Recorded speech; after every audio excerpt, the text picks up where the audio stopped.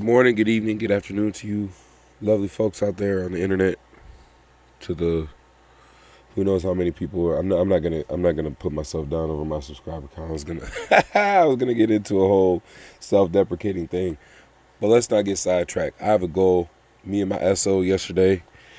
Uh, Somehow this happened. I'm not gonna make this tier list in the process of, and I think I probably will continue to do tier lists like this, where I make them. Then we upload and explain. I might do a little rearranging on it, but especially for a tier list of this magnitude. This is Game of Thrones. The Game of Thrones character tier list.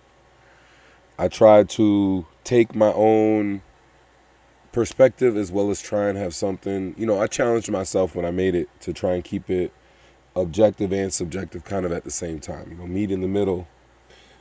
And me and my SO, we discussed a lot of this as we went on, and this is what we came up with and agreed upon. She didn't really disagree with my method, but it evolved, and it took a couple hours to put together. So we'll start here. Absolute garbage tier. Absolute garbage tier. This is for characters that no one knows, no one remembers. This is actual garbage. Uh, Top of absolute garbage tier, though, we have Ed Sheeran, because at least I know the actor, so there's that. Let's go up into the F tier. F tier I have for characters that are I can name, but are only slightly more impactful than the garbage characters, right? I mean, and we could put John's parents at the top. Oh, spoiler warning! Spoiler warning! We could put John's parents at the top here because they did have an actual impact, but they weren't really. It wasn't really nothing to them, It wasn't really nothing to them. This boy. Actually, they might be able to go up, but I ain't gonna do that. This is mostly for people who have gotten fridged or just very low impact, and they, you know, there is a combination of not being likable and also not being very memorable or not very present. So F tier. So D tier. D tier we have, these are for some of our weakest players in the game. The sacrifices. People who are just there to get fridged. He fell into kingship, so we got to give that. Your royalty, gotta play the game all right, but obviously we can use this guy as an example because okay, the whole kingdom found out that you were homosexual, and that wasn't good for that time, and that you're one of the you're royalty, you're one of the most educated people. So these are for a lot of dummies or people who just got fridged. I've put these up here higher because they were higher functioning. There could be an argument to maybe bump them up a tier a little bit, but we can't really be giving out too much sympathy, right? And then we could put like, these characters are kind of in the same. These were all just they were kind of characters. They had lines. But these were more resources. All these people are kind of used, kind of resources of not even a high caliber resource. So yeah, unfortunately, this is our D tier. I know some people really love our prideful boy, but not very good or impactful. So we get up to C tier. Okay, now, and I tell you what, just off of the strength of the impact, we can maybe bump my man's up a little bit because he was king, but he's a flashback character. You could almost put him in the same as these two goofies, but these two goofies went and started a whole war because they wanted to mess around. Yeah, he was crazy or whatever, but he was king. It was his right to be crazy.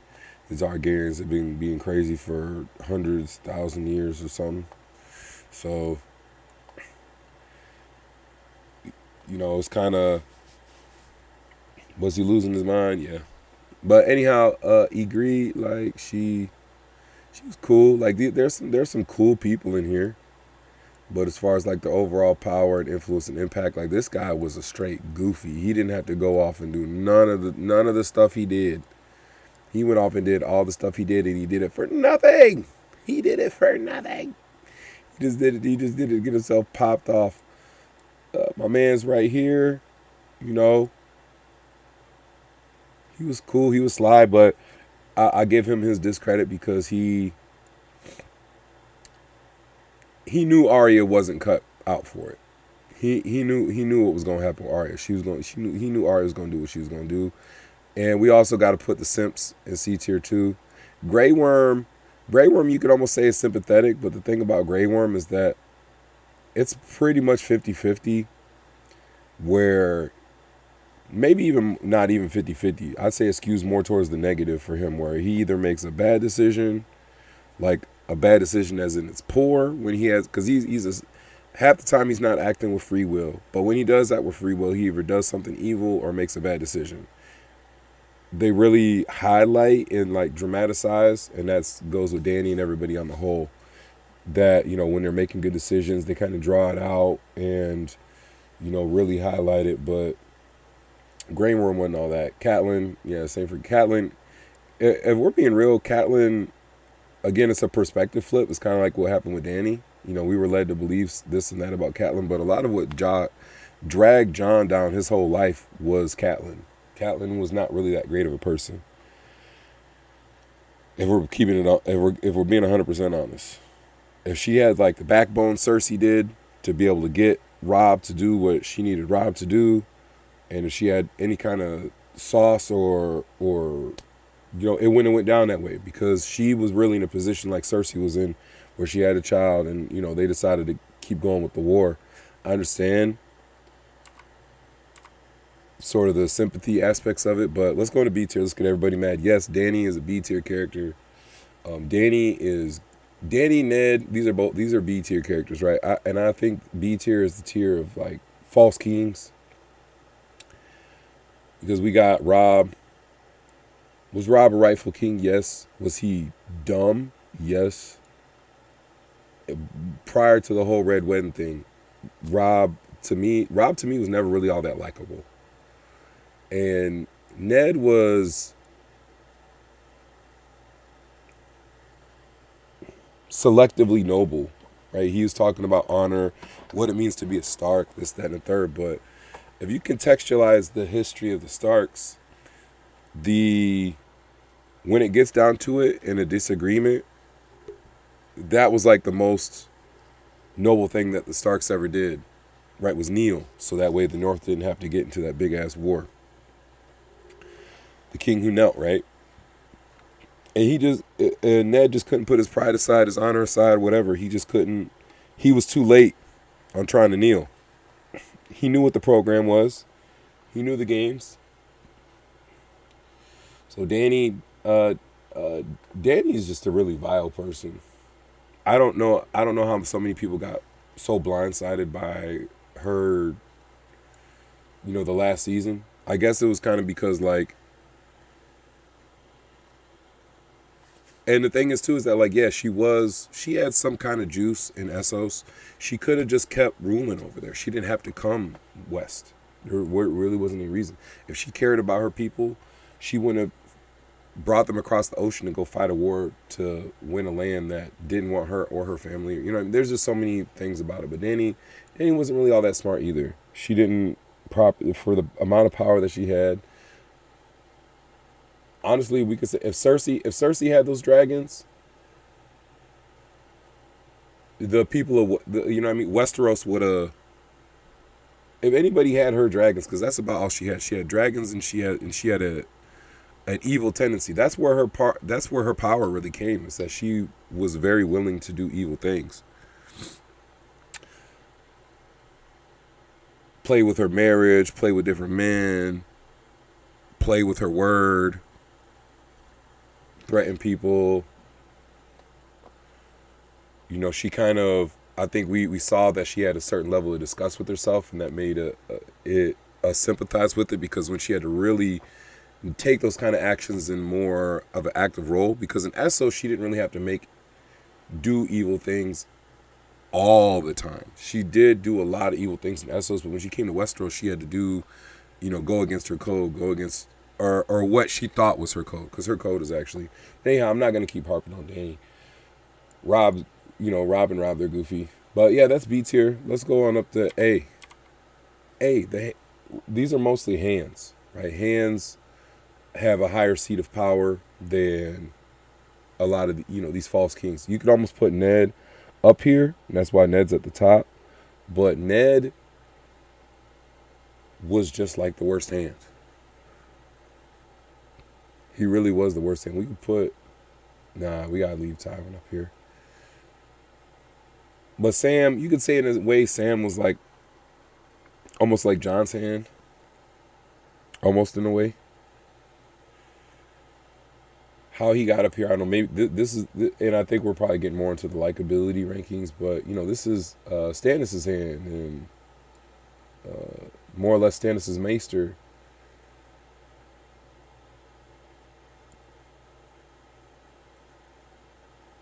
Jaime played the game well for a very long time. These were impeccable players here. Littlefinger, you hate to love him or love to hate him, either way. But these are all solid guys. I know that a lot of people, man, Tyrion's the best. No, Peter Dinklage was a great actor. Tyrion as a character, I didn't really care for too much. And again, there's a lot of things that play into that. But you gotta remember, at the end of it all, regardless of how sympathetic he tried to make it look, how he felt like he messed up, whatever, he was no dummy. He knew Dany had dragons. He knew how it was going to go down. He was watching it happen the whole time. He let it get to a certain point. Before he started saying, "Oh man, maybe I messed up." When the deed was already done. Then him being upset at the end of the whole deal doesn't really make up the fact for the fact that he enabled the whole deal. He brokered the whole deal. He knew that woman was unstable. Anyhow, let's go up to S. So we have, the Stark 3. This is more of like a spectrum. But we have Jon, and these are people who, some of this is like favoritism / like these are characters I think are just genuinely good. But I also feel like what makes these characters good, because this is kind of based on the power structure of the game a little bit too. But these are also people who, in their diligence to their duty or their rejection of it, have kind of transcended the power structure. Like Bronn, is Bronn really all that worried about the power structure? I mean, he's got to go out there, he's got to fight, but so does everybody else has to fight for their life. But he's dependable and reliable. This might be the hottest take, but if we talk about like the most moral characters,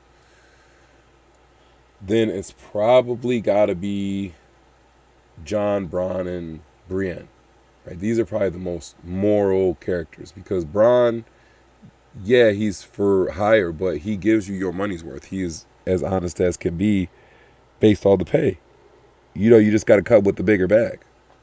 Right? If you want Bronn, come with the bag. He's going to be a heck of a companion for you. Jon Sempery almost brings him down to A, but at the same time, like, he's just, he left the power structure on the whole. He decided he was going to just do what he wants. Sansa, we just talked about Starks being the ones who knelt. Sansa figured out a way to not only be the king or the queen in the North, I don't know exactly what they said her title was, but to rule the North and not have to kneel. She stood up and did that. My man's here, always solid. So these are the S tier characters. These are the people that all more or less, I would say, got their W's. We bring the Hound down. I mean, he died winning. So let's go up to S plus though. I'm not gonna move him down. Let's go up to S plus. And here, this is the Chad tier right here. S plus. These are people that I think have the right combination of morality and power. My SO did say something because I was sleeping on Stannis. Stannis, I want to say, because when I got this list, it was already made. I want to say he was down here in C or something. But I think Stannis, the more I realized it, Stannis was probably the most moral character who's trying to put their claim on the throne. Because everybody else, Stannis had everything to lose, and Stannis still went to go fight the White Walkers. Stannis, and I understand on the morality front, Stannis did sacrifice his daughter. But I couldn't really hold him for that to the same degree as like all the different setups that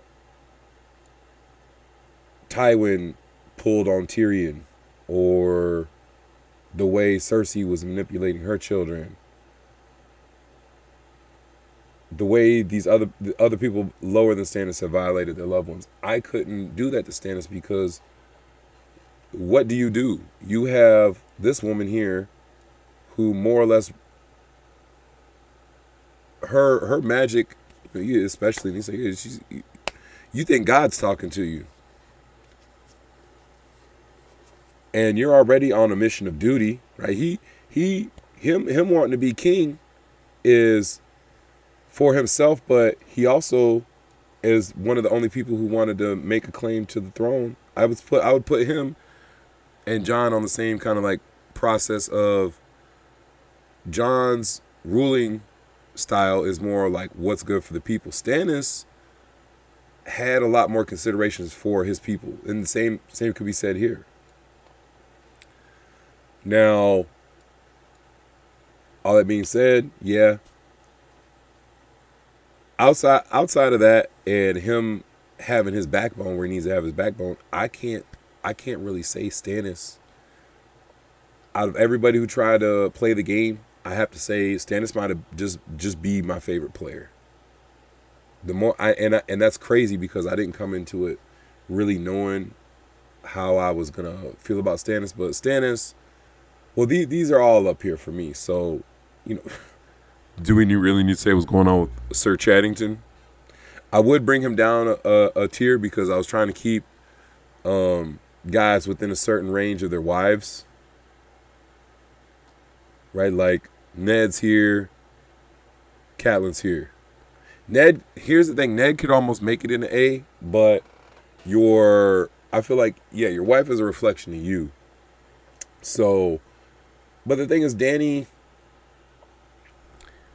I wouldn't even say barely legal. Maybe barely legal in one of those countries where they do it different, but her mind hadn't developed into what it was by the time he had died. But for the whole time I saw him alive, he played it tight. He was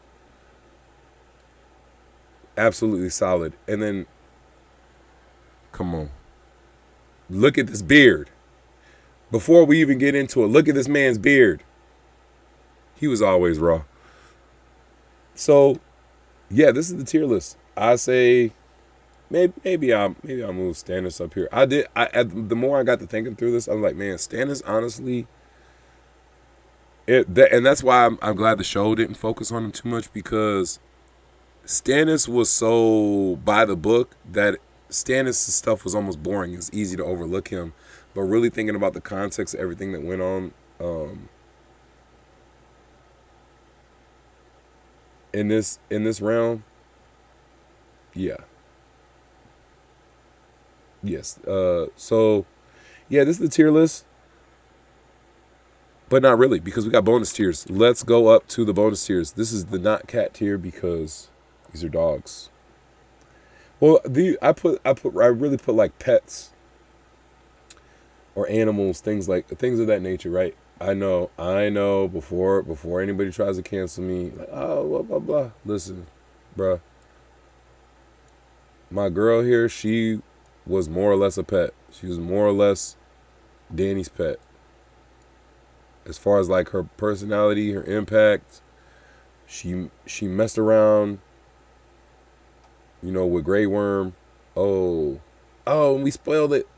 We spoiled it. Yep. So these are all pets. This is cat tier. Cat tier, not cat. Cat don't even need to be explained. Not cat.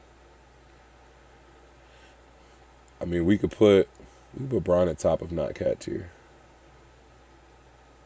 But I mean, he's more or less the three-eyed raven. I mean, I think the implication is that once you're the raven, you always were the raven and always will be the raven due to the time perception and influence on time itself. So, I mean, you can't even really. You could say Westeros more or less took itself over in making Bronn the king because I'm not even sure if Bronn's a person. How much of Bronn is even in himself? Like Bronn's probably a piece of what Bronn is now, but I'm gonna just put Zombie Dragon up here. Actually, the dogs. Here's the thing. Yeah, the dogs. The dogs are actually all got to be low tier. I mean, other than Ghost, I guess, but most of the dogs just died. Right, most of the dogs didn't do like anything. I mean, I guess Ghost was the coolest one. You put Hodor. Yeah, we'll do it like this. Because, I mean, these are just characters that didn't really have any power or anything. She went out. I mean, if I wanted to put her in the game, like play in the game as part of it, then I mean, we can move Bronn and I forget our illustrious queen's name. But I think this is more or less properly. No, we gotta move Sam down. We gotta move Sam down.